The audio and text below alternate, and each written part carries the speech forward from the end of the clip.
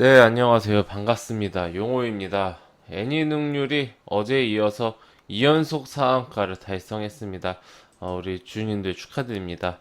애니능률 같은 경우는 사실 원격 교육 관련주로도 그렇게까지는 크게 부상하지는 못했던 그런 종목입니다. 네, 다소 지금까지 좀 코로나 전후로 해서 1년 정도 소외가 된 소형주다라고 볼 수가 있는데, 이번에 과거의 그런 소외됨을 단번에 이틀 만에 좀 만회를 하면서 시장의 주인공이 된 그런 케이스로 하겠습니다.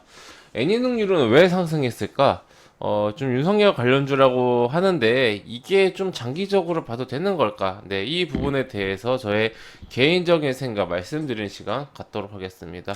먼저 결론부터 말씀드리자면은 테마주로 봐야 한다. 네, 요게 결론이고요. 테마주인데도 어떤 테마주냐? 후속 대장주다. 네, 이렇게 결론을 좀 짓고 가도록 하겠습니다.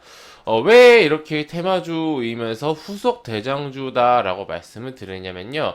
애니능률의 어떤 그런 기업 가치나 펀더멘탈로 인해서 상승한 게 아니라요. 수급 무슨 수급?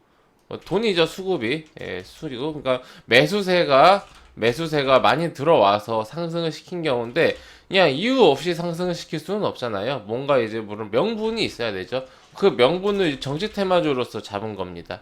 네, 즉, 우리 윤석열 그 검찰총장께서 이제 사임을 하신다고 하시는데, 그로 인해서 정계 입문을 하는 게 아닌가. 지금 지지율이 뭐 1등에서 3등까지 좀 왔다 갔다 하는 거의 뭐 이게 야권 인물이라고 해야 될지 잘 모르겠습니다. 네, 어쨌든 현재로서는 이제 야권으로 분류가 되고 있는데, 이제 민주당과 좀 반대가 되는 이런 정계 입문을 하면서 야권에서는 압도적인 지지율 1위이기 때문에 굉장히 이제 임팩트 있는 그런 좀 역할을 할 수 있다. 이러한 기대감이죠. 근데 사실 윤석열 그 총장이 이제 총장직에서 사퇴를 하고 이제 정치에 입문을 한다고 하더라도 사실은 이 애니 능률하고는 관련이 없습니다. 예, 관련이 없고, 지금은 이게 이유를 보면은 최대주주분이 같은 파평 윤 씨다. 네, 네, 요게 이제 정치인 소속이라고 하는데, 이 파평 윤 씨가 우리나라에 굉장히 많지 않습니까? 그 중에 이제 한 분인 것 같아요. 우리나라에만 있는 독특한 테마입니다. 예를 들어서 뭐 미국 같은 경우는 뭐 바이든 관련주 뭐 이런 게 있어요. 근데 이제 정책주가 뭐 친환경이면은 뭐 태양광, 풍력 이런 쪽으로 정책주로 많이 이제 분류가 되는데, 우리나라는 옛날부터 이 인맥주가 인맥주가 더 강했습니다. 임팩트가 있어요. 파워풀합니다. 그래서 우리가 이게 짧으면은 수명이 몇 개월이고 길면 몇 년도 가긴 해요. 근데 중요한 게 인물, 제일 중요합니다. 인물, 그리고 대장 여부, 네, 그리고 인물과 지지율 같이 봐야 되죠. 요거는 이제 이슈 관련해서, 요거는 이제 테마주 안에서도, 네, 이렇게 좀 두 가지가 중요한데, 윤석열 관련주 같은 경우는 지금까지는 서현이 확실히 대장 역할을 했습니다. 서현을 보시면 주가가 굉장히 이제 많이 올라왔던 거를 우리가 볼 수 있죠. 코로나 쇼크 때는 1,500원, 그 이후로 주가가 회복했을 때 3,000원대였는데 15,000원까지 뭐 한 5배 더 상승을 했다가 최근에는 7,000원대까지 하락을 해서 다시 한 13,000원대까지 상승을 하면서 약 2배 정도 반등을 하면서 오늘은 3일 연속 상승을 한 이후에 조정이 나오고 있는데, 이렇게 서연이 좀 쉬어가는 이런 시기에 어떤 그런 새로운 대장주로서 애니 능률이 좀 등극을 했습니다. 왜 이렇게 대장주가 바뀌는가? 이게 인맥주가 어려운 점이에요. 대장주가 자꾸 바뀝니다. 서양 같은 경우는 이게 수개월 동안 뭐 짧게는 뭐 반년, 길게는 1년에 가까운 시간 동안 테마주로 분류가 되면서 너무 많은 사람들에게 노출이 되었고, 시가총액이 그래도 커졌죠. 과거에 비해서는. 그러다 보니까 이 종목이 바닥에서부터 슬금슬금 올라올 때는 가능을 했지만은 조정에만 나오고 다시 그리고 재차 반등까지 나온 현재 시점에서 3일 연속으로 급등을 하고 특히 어제 같은 경우는 상한가까지 갔죠. 이렇게 급등을 하고 난 다음에 오는 피로도가 좀 있습니다. 그래서 윤석열 이슈가 지속된다고 하더라도 뭐 사측에서 우리는 관련이 없다라고 공시를 할 수도 있고요. 근데 공시해도 나중에 또 그냥 엮여서 가더라고요. 정치 테마주 인맥주는. 네, 그렇게 볼 수도 있고, 그리고 아무래도 이 피로감에 얘가 쉬어가는 사이에 상대적으로 3천억짜리 움직이는 것보다는 뭐 700억짜리 움직이는 게 더 쉽지 않습니까? 근데 이게 왜 이렇게 어제 기준으로도 700억이었으니까 원래는 뭐 한 500억, 5, 600억 정도 했겠죠. 굉장히 가볍죠. 그런 식으로 우리가 보면 될 것 같고요. 문제는 지금 이런 식으로 오리지널 대장주가 아니라 두 번째, 세 번째, 네 번째 대장주로 가면 갈수록 이 파동 자체가 짧아질 수가 있고 그리고 변동성이 커질 수가 있습니다. 저는 그래서 정치 테마주를 하면은 뭐 1세대나 2세대, 전 세대로 이렇게 구분을 하는데 1세대나 2세대 대장주들로 이제 좀 매매를 하는 편이고 요즘은 정치가 좀 많이 예전 같지가 않아요. 우리도 이제 좀 미국을 따라가는 것 같습니다. 확실히 몇 년 전 하다못해 2019년도까지만 하더라도 정치 테마주 인맥주가 굉장히 강했는데 코로나 쇼크 이후로 우리나라 주식시장이 조금은 성숙해진 것 같습니다. 정치 테마주, 인맥주가 예전 같지가 않습니다. 그러니까 앞으로 1년, 2년, 뭐 5년, 10년 지나면 더더욱 그러지 않을까 싶어요.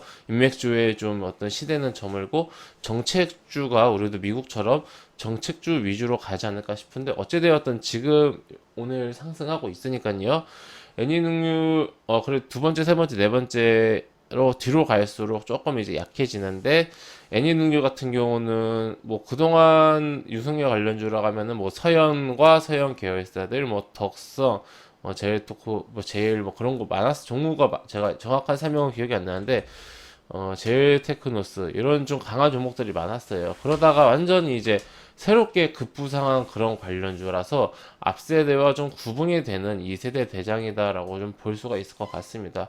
여기서 지속적으로 더 추가적인 상승은 저는 나올 수도 있다라고 보는데 지금 어떤 그런 시장의 트렌드가 한 두 번 정도 상한가가 나오면은 조정이 좀 나오는 것 같아요.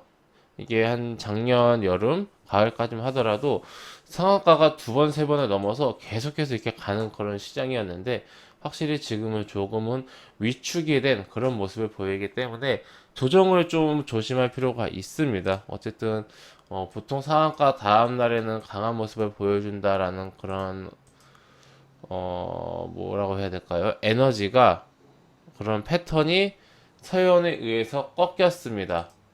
애니 능률도 언제든지 그런 모습이 나올 수 있다라는 거죠. 오늘 무슨 상한가를 마감을 해서 상한가 유지해서 마감을 하는 게 좋고요. 그 이후에 다음 주 월요일에 이 5,700원을 깨지 않고 요 근처를 깨지 않고 여기서 추가적으로 계속 상승해 주는 게 좋습니다. 만약 여기서 한번 깨진다라고 하면은 한 번은 5,700원에서 대응을 해 주는 게 좋고 만약에 월요일에 갭 하락으로 시작을 한다라고 한다라면은 우선은 한번 대응해 놓고 나중에 다시 잡더라도 뭐 일부 물량이라도 조금 이제 정리를 해주시는 게 좋습니다.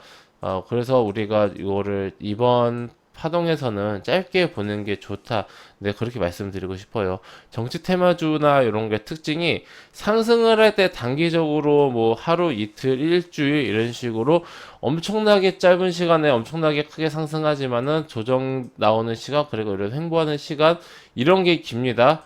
3일 상승하고 3개월 쉴 수도 있고 3주 쉴 수도 있습니다. 그러다가 다시 한번 또 뭐 이렇게 크게 상승하면서 정고점 돌파하는 이런 패턴이 많아요. 그림을 다시 그려볼게요.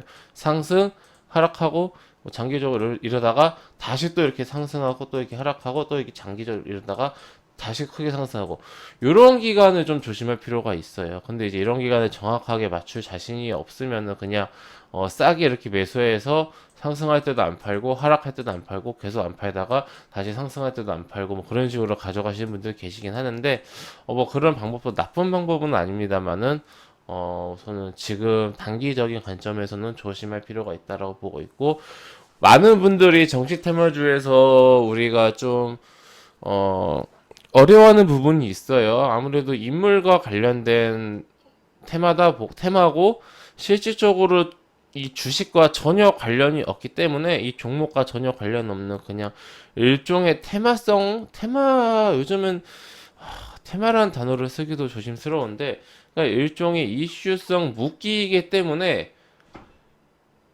예측하기도 어렵고 그 인물이 지지율이 1위가 나와도 주가가 반응하지도 않고 그러니까 좀 이게 혼조가 심합니다. 뭐 규칙성이 없어요. 예.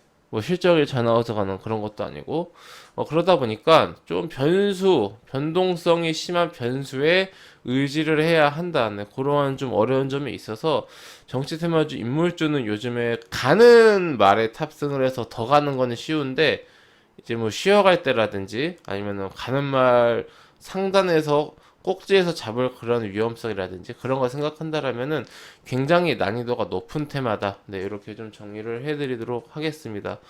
아, 그리고 좀 무서운 점이 뭐냐면은 우리가 2016년도였나요? 15, 16년도 많은 분들이 반기문 테마주에 좀 안 좋은 추억이 있어요. 정말 많은 분들이 그때도 반기문 이제 총장이 그거 지지율 1위 하고 뭐 신당 창설을 하네 뭐 대권을 출마를 하네 하다가 하루아침에 대권 출마하지 않겠다라고 하면서 2연속 뭐 3연속 하한가 가면서 영원히 뭐 다시는 그 고가로 돌아가지 못한 그런 경우가 있거든요. 뭐 기억나는 종목은 보성 파워텍 이 종목 이제 보면은 15, 16년도 이때쯤 보면은 16년도 볼게요. 주가가 바닥에서부터 보면은 1,100원에서부터 15,000원까지 15배 정도 상승을 했고 그 당해로 놓고 보면은 4,000원부터 한 15,000원까지 한 3, 4배 정도 상승을 했는데 정말 대권 출마 정치할 것처럼 얘기했었어요. 당시 분위기 다 기억하실 거예요.